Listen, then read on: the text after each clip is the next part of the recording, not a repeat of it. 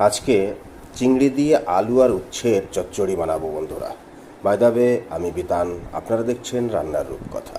প্রথমেই 250 গ্রাম আমি উচ্ছে কেটে নিয়েছি ফালি ফালি করে। দেখুন, এর ভেতরে খানিকটা 2 চামচ মতন লবণ দিয়ে আমি 15 মিনিটের জন্য এটাকে রেখে দেবো। এইভাবে রাখলে কি হয় বন্ধুরা, উচ্ছের যে তিতো রসটা সেটা বেরিয়ে আসে। দেখুন, 15 মিনিট পরে আমি এর থেকে জল ঝরিয়ে নেব। দেখুন নিংড়ে, দেখুন কতটা পরিমাণ করে জল বেরোচ্ছে।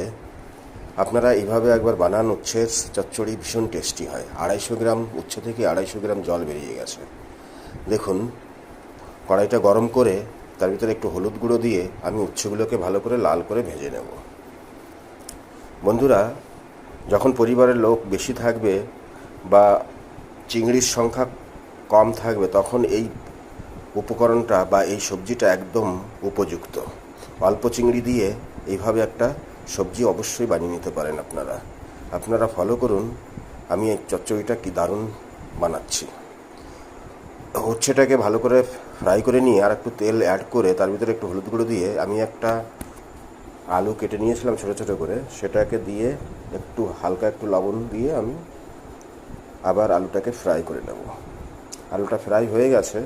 আর উচ্ছে ফ্রাই করার সময় আমি এক্সট্রা কোনো লবণ দিইনি বন্ধুরা, তার কারণ আমি লবণ দিয়ে ওটাকে রেখে দিয়েছিলাম, যার জন্য আমাকে লবণ দিতে হয়নি। আপনারাও লবণটা সাবধানে দেবেন।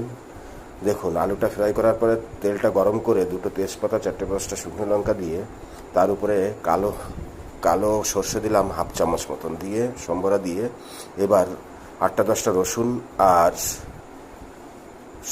6টা-7টা কাঁচা লঙ্কা আমি কুটে নিয়েছিলাম, সেটাকে আমি দিয়ে আমি হালকা একটু ফ্রাই করে নেব। ফ্রাই করে নিয়ে আলু আর উচ্ছে ফ্রাইটা আমি এর মধ্যে দিয়ে দেবো। বন্ধুরা, রসুন আর কালো সর্ষের যে ফ্লেভারটা কী দারুণ যে আসে, আপনারা না খেলে বুঝতে পারবেন না। এইবার সবজির উপরে দেখুন, আমি যে অল্প কটা চিংড়ি মাছ ছিল সেটাকে ভেজে আমি তার উপরে দিয়ে দিলাম, দিয়ে একটু নাড়িয়ে চাড়িয়ে একটা ম্যাগি মশলা এর মধ্যে ঢেলে দিলাম। আপনারা অবশ্যই একবার ম্যাগি মশলা দিয়ে এইভাবে বানাবেন বন্ধুরা, দুর্দান্ত টেস্ট হয়। আপনারা না খেলে বুঝতেই পারবেন না, এত টেস্ট। এর উপরে একটু হলুদ গুঁড়ো দিয়ে আবার একটু নাড়িয়ে চাড়িয়ে আমি পরিমাণ মতন জল দিয়ে দেবো। জলটা দিয়ে নাড়িয়ে চাড়িয়ে আমি 10 মিনিটের জন্য এটাকে ঢেকে দেবো বন্ধুরা, যাতে একদম সফট হয়ে যায় বা গলে যায়। দেখুন, 10 মিনিটের জন্য আমি ঢেকে দিলাম।